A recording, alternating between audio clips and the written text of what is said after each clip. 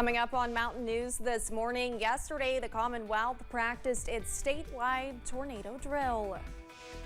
And a new bill wants to level the field for now techs in the Commonwealth. Dedicated to Eastern and Southern Kentucky, this is WYMT Mountain News this morning.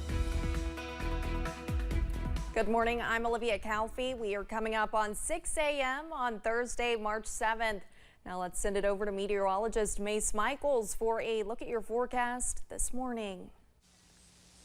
Hey Olivia, we're looking at a cloudy start to the day. There's been a few patchy areas of fog, but for the most part, the overcast skies just taken over. It's warm though, temps starting off in the mid-40s here in Hazard. You can see the cloudy conditions, a little fog maybe in the distance at times. As you check the rest of the temperatures here across the area, Wise 46, about the same to Ashland through Hazard and to Irvine. Then as you look southward, it's a smidge warmer there towards Somerset to Jacksboro and eastward on over to Jonesville, temperatures in the low and mid 50s.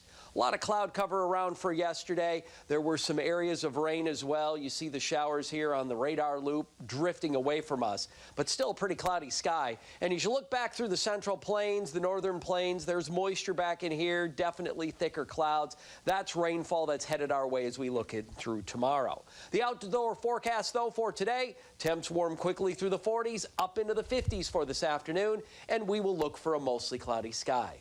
Olivia, in the full forecast, it looks kind of wet to end the week, but into next week, a drier and warmer trend. I'll have more on that coming up. All right, Mace, thank you.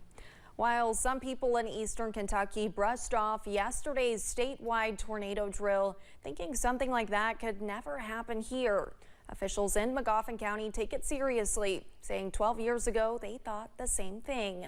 WYMT's Buddy Forbes has more from Salyersville. There's your control module to it. Just kind of gives people a little warning, a little heads up. Hey, it's coming, take shelter. The sound of a siren ringing through Salyersville as a sign of progress and preparedness. It's something that's needed.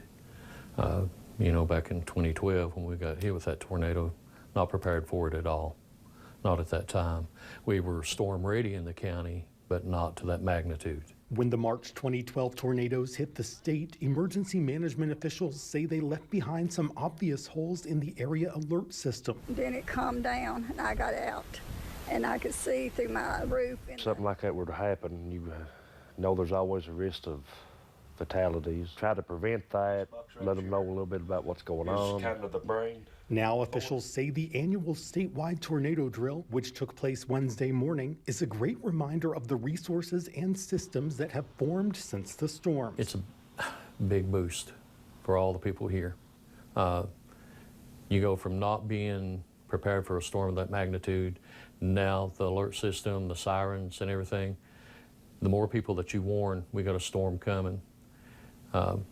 They can be ready. Saying all of the advancements help communities stay aware and their people stay alive. Lives, plain and simple, saving lives. In Magoffin County, Buddy Forbes, WYMT Mountain News. Officials say the tornado siren is most effective for those nearby or those who are outside when the alarm sounds, but the other systems like the Rave Emergency Alert System are helping to fill in the gaps. A bill that would criminalize interfering with a state legislative proceeding has cleared a House panel. If made law, House Bill 626 would set up a Class B misdemeanor on first offense, then a Class A misdemeanor on second offense if a person interferes with the action of lawmakers in the Capitol and its areas. Representative John Blanton says people have physically tried to stop lawmakers in the past from entering rooms or caused major disruptions.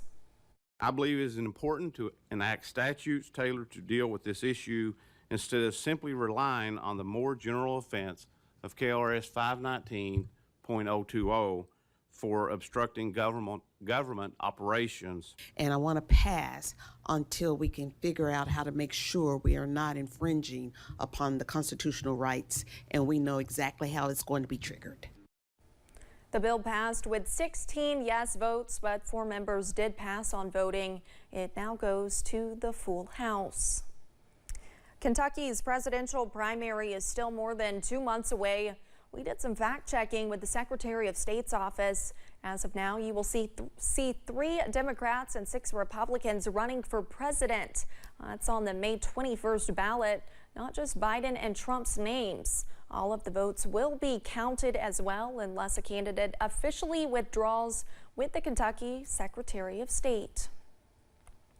A bill to limit where adult performances take place is moving forward. The Senate passed Senate Bill 147.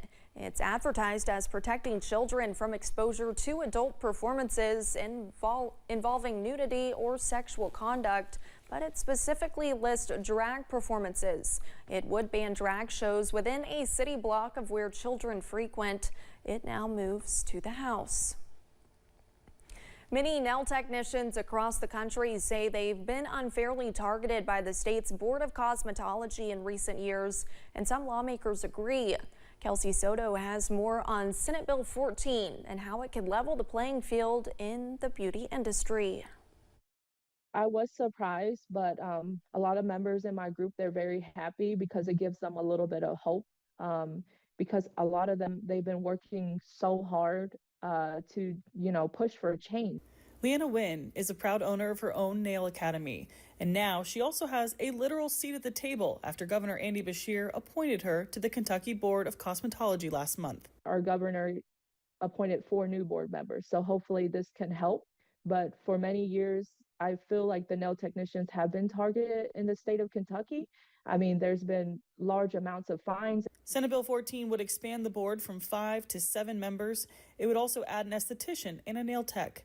The board would no longer be able to bring civil or criminal charges against any licensee. Not even the Kentucky Bar Association can bring direct criminal actions against an attorney. SB 14 sailed through the Senate in bipartisan fashion. On Wednesday, it had no trouble in the House of License and Occupation Committee. If passed, an applicant would only have to wait 1 month before being able to retake a failed license exam. Supporters say their days of standing outside Frankfort in freezing cold temperatures are paying off. Just a handful of regular old citizens like myself can join together and fight the law and win. And that is an encouragement to so many people out there that we can make a difference. One vote can make a difference. In Frankfort, Kelsey Soto, WKYT. Senate Bill 14 now awaits a vote on the House floor. Administrators with Union College announced the institution will be undergoing a name change. The Council on Post-Secondary Education approved the college to now be known as Union Commonwealth University. Administrators said the new name is officially in effect. They said a timeline for larger changes will be announced in the coming months.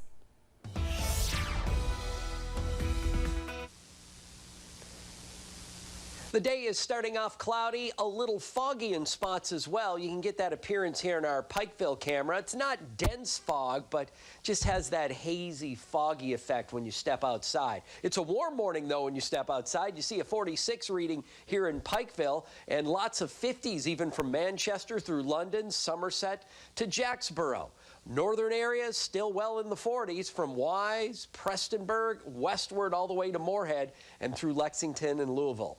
As you look at the satellite and radar, it is a cloudy morning, and we've had some of those showers from yesterday. The cloud cover will continue across the area today. You look to the west, there's moisture, there's more of it, so another rainy day is coming tomorrow, and that'll last into Saturday. Southern moisture, northern moisture, from the northern plains all the way to the southern plains, ready to head at us. The forecast for today, though, we warm quickly through the 40s this morning, on up into the 50s. We'll get close to 60 degrees for later on today. In the full forecast, again, wet to start the weekend, and then drier and warmer into next week. I'll have details on that coming up. Thank you, Mace, and thanks for joining Mountain News this morning. More news is on the way. When we return, President Biden prepares to give his third State of the Union address.